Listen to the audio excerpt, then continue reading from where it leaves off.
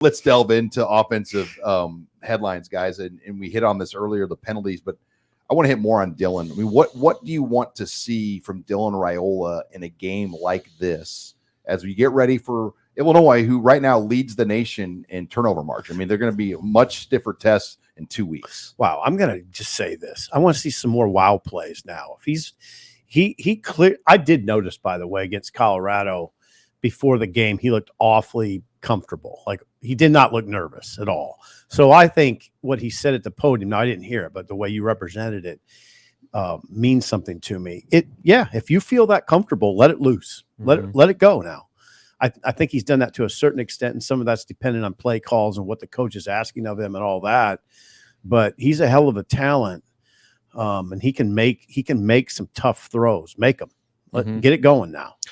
Keep taking care of the football. Yes. Take some shots. And I want to see him work the middle of the field a little bit more. Okay. Particularly, I want to see the tight ends get more involved. I mean, you saw that seam route on that 2nd and 24 where he hit Borkacher down the seam. It was a perfect strike for a first down.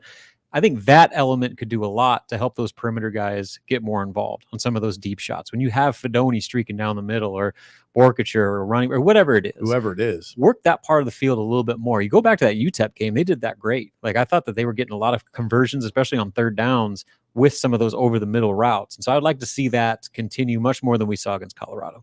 One thing, too, I thought it was interesting to hear Marcus Satterfield say they didn't run a lot of those perimeter screenplays a year ago. Right. And I think for a number of reasons. Number one, they didn't have the consistency at quarterback play. If you misfire that throw, what happens? Pick 6. Yeah, it goes back and the so other Dylan way. Runs that well. And they also didn't have the bodies to block like that. I mean, you look at Nayor and Banks and Bonner. I mean, they're big bodies. And I think that it should be the challenge. You're bigger than 95% of defensive backs. Get out there and just hold your block. I mean, you should be able to hold the perimeter and break some of these for bigger plays. And Colorado a couple of times really read those great. Like Robin and I, like there was one where Travis Hunter almost baited the bubble screen, and it was like a Mel Kiper draft reel highlight where he was like guarding 2 guys, and he blew up a little bubble screen on the perimeter. It would be really hard for me as being Garrett McGuire to understand why my guys haven't been blocking hard on the perimeter. I don't understand it. Like what's holding you back on this? Well, that's been the challenge. I mean, Rule said it, Satterfield said it, and even the players are talking about it. We talked to Jamal Banks. Yeah, what did Banks say? And Jalen Lloyd, and they both talked about it. And Banks was brutally honest because he's one of the guys the first guy that comes to mind because he's a starter. He's one of those big physical new receivers that was supposed to take that perimeter blocking to the next level. And he admits that it has not been where it needs to be. He says, that they need to work on having the mentality in your mind of I've got to go kill him when it comes to blocking. And so I think it starts with just coming in with the right mental approach to that, because physically it shouldn't be a problem. You got to have the fire inside in between the ears to go do it. But then the other part of it too is there's got to be some consequences. The whole no block, no rock thing, I think needs to apply. And they need to probably start making that more of a consequence. And they said after the game with the offense, particularly with the wide receivers, that there were a lot of tough conversations after that Colorado game. And that's kind of the message was, if you can't do it, you aren't going to play. And Banks said, there's no half and halves, and there's no 1 foot in. That goes for everybody. So maybe now this is going to be kind of one of those ultimatum games where you either go out there and you block, especially against an inferior defense, or you're not going to play. They're going to still play those guys. I don't think they're going to be like Banks and Nayor. You can't play anymore. But if you can't run a big part of your offense because guys aren't blocking, what does that negate part of their impact? I don't know. It's just they just won a huge game, so I don't want to go too far down the road. Colorado's DBs were good. I know. Yeah, they got NFL level DBs, obviously. That's true, but I don't. The lack of, when he's saying guys maybe didn't have both feet in. What's going on? I mean, there needs to be hard conversation. The urgency. Yeah, there needs to be. I mean, what? You're not talking about like benching a guy, but maybe you start playing someone else who's more willing to block. I just, as a human being, have a hard time understanding. I like, Gardner Nelson. I think he would lay some good blocks on the perimeter. 100. Like, that's a guy. 100.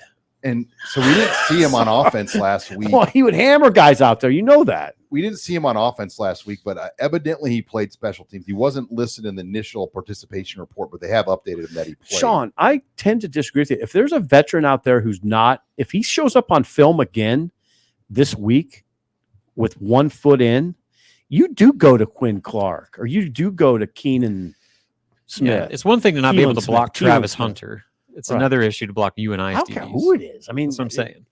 You go to Keelan Smith or Quinn Clark or Malachi Coleman. I wouldn't hesitate to. I mean, those guys can play. So that's an interesting conversation. When you hope that they can get a lot of guys in this game because there just Yes. aren't going to be the rest of the way games like this. Mhm. Like UTEP. Where, so Matt Rule, they've managed it great where they didn't suit up everybody for Colorado because they knew they were going to play him, but I'd imagine they'll have a full 100+ suited up and every guy got to play in the game pretty much against UTEP. And I would think this will be similar if it goes to plan. Yeah, right. If that's it goes the first to plan, part. that's right. Because take care South of Dakota business. State came in here one year and almost beat Nebraska. What year was that? Do you remember, Robin? Bo was the coach. Yeah. And they had that little running back. And he just hammered. Oh yeah, he played in the league. Did he really? What was his name? Oh, I think they had another running back that. Okay, we're going. Well, down there was the a rabbit phantom hole. penalty too that Nebraska got the call on that took away a touchdown run. Right. And I mean, South Dakota State people like argue like, yeah, that doesn't get called. They could have won in Lincoln. Oh, I remember. 2010, Nebraska beat him 17-13. And who? 2010 was a good Nebraska team. I too. know. I remember Carl Pelini 17-3. getting asked some pretty tough questions after that South Dakota State game. Oh, the Plinis were upset after that one. And I remember Carl, what he said was, we're in kind of a bend, don't break.